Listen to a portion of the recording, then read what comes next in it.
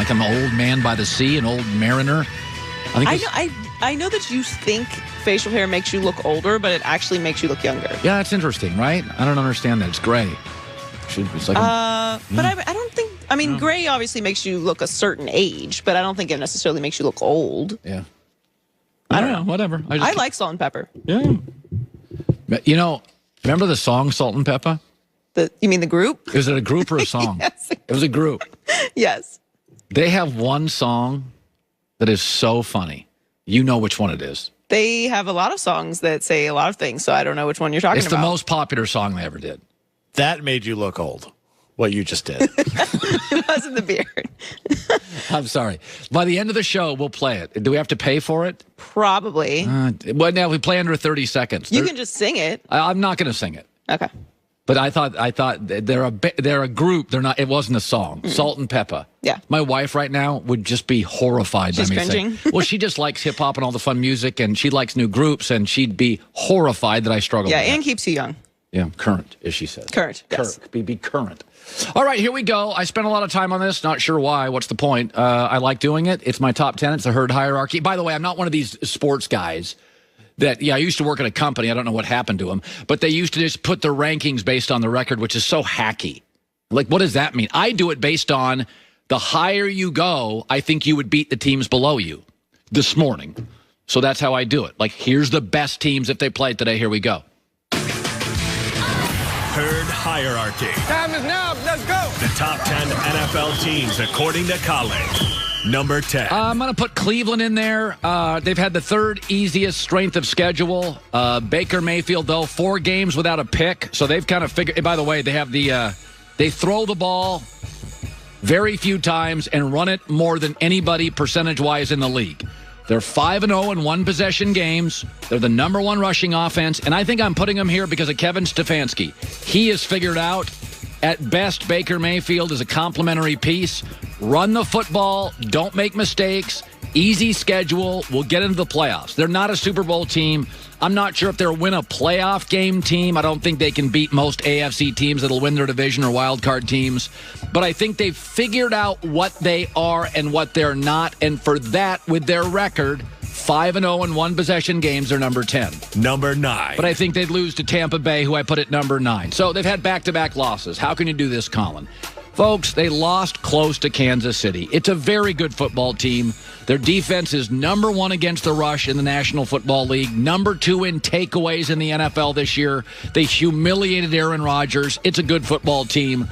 Tom Brady's got 28 TDs and 11 picks. That's already better than last year. They're fine. Now, Brady's also got the worst deep ball passer rating in the league. I think they have forced the ball down the field too much. I don't think that plays into Tom Brady's strengths, but they've had a tough schedule. They played the Saints twice. They played the Packers. They played Kansas City. This is a good football team, and I would take them over Cleveland. Number 8. But the Rams beat Tampa, so I put them at 8, and they're a good football team. Listen, Kyle Shanahan has got Sean McVay's number. Nobody else does, but Kyle Shanahan does. He's beaten them 4 straight games. First loss at SoFi Stadium. But again, it's a good football team. Number 2 in total defense. Number 2 in pass defense. I think they have the best secondary in the NFL. I would be concerned with Jared Goff in the last month. A lot of picks and a lot of fumbles, and Sean McVay rightly called him out for that. But this is an excellent team.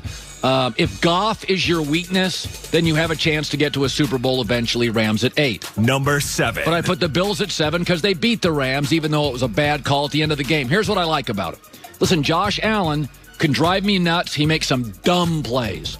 But he's the only quarterback in the league with 20-plus touchdown passes and 5-plus rushing touchdowns. He's a horse. He's Big Ben. He's just a handful, and he drives me nuts, and he makes mistakes, and he did in college, and I think it's part of his DNA. He's going to drive me nuts his whole life. But I think this coaching staff is outstanding. Sean McDermott is now 4-0 off a bye. That's Andy Reid. That's Belichick. That's what the good coaches do. And their defense isn't great. But I'll say this, it's great situationally. It's great in the fourth quarter. They've got 10 takeaways in the last 5 games. That's tied for the NFL lead. And 10 takeaways in the fourth quarter, which is tied for the NFL lead. You don't have to be great defensively, but you have to be great at times. And they are, and I got them 7. Number 6. But I think they'd probably lose to Green Bay in a shootout. Listen, here's my problem with the Packers. They're 0-2 against teams with winning records, the Bucs and the Colts. They're 8-1 against everybody else. But it is fun to watch. I'd vote Aaron the MVP this morning. He's lighting it up. They have a star back, a star receiver, a star quarterback. I think their offensive line isn't great, but it's usually top third in the league. Now, they face one team remaining with a winning record, Tennessee. So people think I have them low. I have them at 6 because I think they beat the Bills. That's where I have them. Number 5. But I think the Titans would beat the Packers because King Henry would run down their throat. The Titans are a funny team. I don't think they can get to the Super Bowl, but good God, I'd have no interest playing them in the playoffs. They scare me. I mean, it's like I think Lennox Lewis was a better fighter than Tyson, but I think I'd rather face Lennox Lewis than I would Mike Tyson. Titans, fewest giveaways in the NFL. They never give you the ball. They try to just run it down your throat, and if they get into a mood, you'll just sit and watch them run the football. Ryan Tannehill, by the way, is at 8 straight games with a touchdown pass. When it comes to running the football, nobody can physically humiliate you in the league like Tennessee, and so I put them at 5. Number 4. But I take the Seahawks to beat them on a neutral field. I think Seattle, excellent coaching and GMing, they solved their pass rush in season. 19 sacks and 47 pressure since getting Carlos Dunlap and Jamal Adams on the field together. Both are the most in the NFL. They have solved their pass rush, which was a big question in September and October. And it's also simultaneously, what do you know, made their secondary, which isn't great, good at safety, but not great. It's made that better. Their big issue now is, can Chris Carson stay healthy? And the offensive line outside of left tackle is a bunch of meh. Number 3. Saints. Listen, they've won 8 straight games, longest streak in the NFC. And I got to be honest with you. If you can keep winning with backups, you win. They're 8-0 since week 4.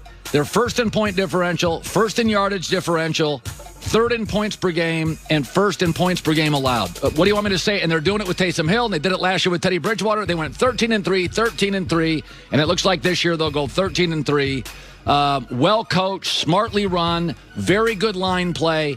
I do think there are limitations to them going over the top, but that's why I have them 3. Number 2. And have the Steelers number 2 because they can beat you over the top. They're also 5-0 in one-possession games. Let's be honest. They get a little lead on you, and then they suffocate you with that pass rush. They have the number 1 scoring defense. They're number 1 in sacks. They're number 1 in takeaways in the NFL. And now, they play the second easiest schedule. So I do not think they can beat my number 1 team. Number 1. Kansas City. What do you want me to say? I mean, they're the only team in the league down 3 scores and you wouldn't care. In Kansas City's offense since week 5 is number 1 in everything that matters. They had a hiccup against the Raiders in a loss. Other than that, since week 12 last year, ahead, they can play with a lead. They can play finesse. They can run the ball. My only real consideration for Kansas City that worries me is they're a little bit the Golden State Warriors. I said this yesterday. When you score so dramatically and quickly and brilliantly that sometimes you lack urgency, and there are times I feel like they go out there and they're just kind of just 7-on-7 it. They don't have a ton of urgency. They're kind of flipping it backwards and kind of experimenting a little bit, but it's the best team in the league. I have not seen an NFL team score this quickly or so brilliantly. I can't name it. I don't know. I can't compare it to anything. It's different, and so Kansas City is number 1. So let's look at it again. Kansas City would beat Pittsburgh. Pittsburgh would beat New Orleans. New Orleans would beat Seattle. Seattle would beat Tennessee. Tennessee would pound Green Bay physically. Green Bay would win a shootout with Buffalo. Buffalo beat the Rams. Rams beat the Bucks. And I think the Bucks would beat the Browns. There you go. I have no issues. Maybe I would put Green Bay above Tennessee. Yeah. I just think the ground But they game, both have holes. Yeah. I mean, they play each other week 16. And I like Tennessee. Yeah. All right, there you go. Pretty happy with it. Brian Westbrook, the former Pro Bowler with the Eagles. What do you do about Carson Wentz? What are they saying? Plus, Seth Joyner joins us today, and Andrew Whitworth of the Rams all coming up. Been doing more driving these days. People aren't flying as much. They're staying indoors. Thanksgiving, people didn't want to get on planes. Instead, they got in their car and drove. And for a lot of the country, I just saw reports this morning, snow in the south. Snow. I saw snow. I was following Jim Cantori of the Weather Channel. There's snow in the south, big snow in Ohio. Got to get those wiper blades right. Michelin Endurance XT silicone wiper blades. Only place to get them is Walmart. Crafted with advanced quad tech. It's 4-layer coated silicone. It repels sleet and water and snow and ice. That's why they